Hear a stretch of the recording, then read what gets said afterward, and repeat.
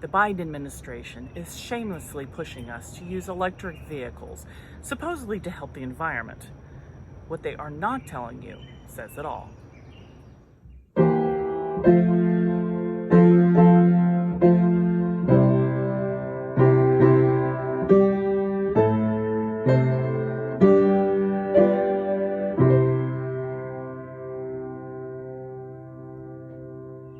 Rachel Wolf recently posted an article entitled, "I rented an electric car for a 4-day road trip. I spent more time charging it than I did sleeping." She posted this in the Wall Street Journal. Since I don't pay for the Journal, I'll use an article from The Blaze to review its highlights. Wall Street Journal reporter Rachel Wolf recently ventured from New Orleans, Louisiana to Chicago, Illinois in a brand new Kia EV6 to test America's current electric vehicle capabilities and public charging infrastructure. By the end of her exhausting trip, she said the fumes of gasoline, though particularly expensive at the moment, never smelled so sweet. Never again. Well, at least not for a while, Wolf would likely say if someone asked her to make a lengthy EV road trip another time.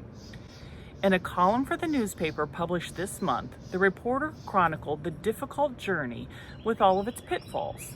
It included a shorter range than expected, finicky charging cords, loads of slower than advertised charging stations, and large swaths of country without any fast charging stations at all, among other hardships. In the end, Wolf said she and her road trip companion, Mac, spent more hours waiting to charge than they did sleeping, which is not exactly a recipe for a successful and enjoyable trip. As an owner of a Volt, a GM Chevrolet hybrid, I can confirm Rachel's absolutely spot on here. I do like my Volt, but as a hybrid, its range is very, very limited. If it were not for the gas option, we could never take it on long trips. In fact, we would have been stranded several times out running errands around town and visiting local family. We recently took a trip to Bowling Green, Kentucky in our Volt and visited the Corvette Museum. The museum has several charging stations, which at first excited us tremendously. Being a GM car, you would think the Corvette Museum would accommodate other GM vehicles. Apparently not. The connections available did not fit our car, so we could not charge it while we were in the museum. Even when you do find charging stations, it takes hours to charge a car, if it does fit, and forcing you to kill time in stores and restaurants instead of at your destination. Frequently, they were forced to make changes to their charted course and pre-planned schedule due to unexpected battery drains along the highway.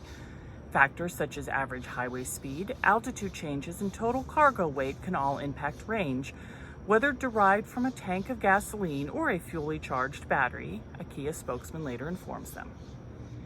I can add to this that in colder weather, the battery does not have as much range as it does in summer weather. For example, in cold weather, a full charge can be about 40-mile range. Now, in the summertime, I can start out with up to 56 miles expected battery distance.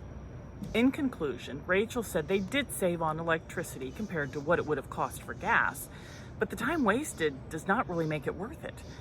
And let me add, I just renewed my license plates for the year. We got hit with the $200 hybrid electric fee for the Volt. Don't kid yourself. The government's going to get its money one way or the other. So why the Biden administration casually brushes off high gas prices and flippantly tells everyone to just buy an electric vehicle, realize we are nowhere close to having the infrastructure to support it. In my next video, I'll discuss where the electricity is actually coming from. But that's just my 2 cents. What do you think? Leave your comments down below.